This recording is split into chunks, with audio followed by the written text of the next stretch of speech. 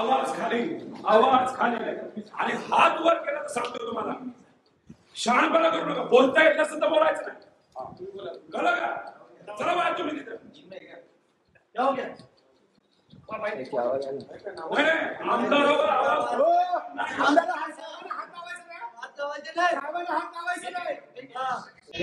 कर्मचाऱ्यांना घातली, हात खाली करून त्याच्या विरोधात गुन्हा दाखल झालाय. आमदारांवरती गुन्हाचाच धाक राहिला नाही सगळ्याच पक्षाचा, असं वाटतं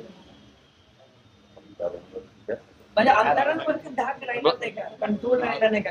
ते पण आरेरावीची भाषा केल्यागतच झालं पोलिसांना. त्यांनी आमदारांनी ज्या पद्धतीने वागायला पाहिजे ती जबाबदारी विसरलेत का?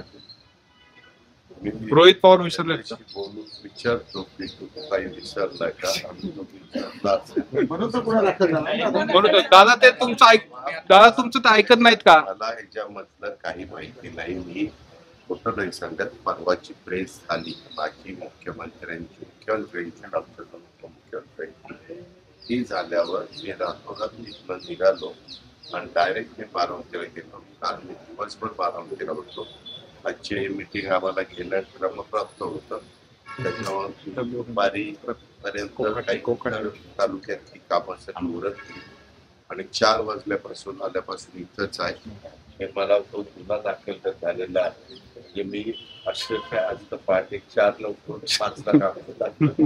त्याच्यावर मी काही टीव्ही बघितलेलं नाही, पण सांगताय ही गोष्ट नक्कीच खरी असेल असं गृहीत धरून त्याबद्दलची माहिती घेतो. पण सगळ्यांनीच, आम्ही कोणी लोकप्रतिनिधी असला, सत्ताधारी पक्षाचा असो किंवा विरोधी पक्षाचा असो, बाबासाहेब आंबेडकरांनी जे संविधान आपल्याला दिलेले, घटना दिलेले, कायदे केलेले, त्याचा जरी कोणी 5 लाख लोकांचं प्रतिनिधित्व करत असेल, 25-26 लाख लोकांचं प्रतिनिधित्व करत असेल किंवा राज्याचं प्रतिनिधित्व करत असेल, तर त्यांनी या सगळ्या गोष्टीचं भान घेऊन मी नेहमीच लोकांना सांगत असतो किंवा सुसंस्कृत महाराष्ट्राची जी काही परंपरा, शिकवण ही आपल्याला स्वर्गीय अशोकराव चव्हाण साहेबांनी सांगितलेली आहे, ती नुसती ऐकायची नाही तर ती कृतीमध्ये पण आणण्याचा प्रयत्न प्रत्येकाने केला पाहिजे.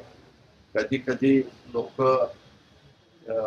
चुकीचं वागतात आणि मग त्याच्यातनं ते जर लोकप्रतिनिधी असतील तर सगळ्याच लोकप्रतिनिधींना नावं ठेवली जातात किंवा बाबा बघा हे लोकप्रतिनिधी असेच आहे, ते स्वतःला फार शाणे समजायला लागलेले आहे, त्यांना कायदा म्हणजे त्यांना काहीच वाटत नाही. अशा प्रकारच्या गोष्टी पत्रकार मित्र पण बोलू शकतात आणि सर्वसामान्य नागरिक पण बोलू शकतात.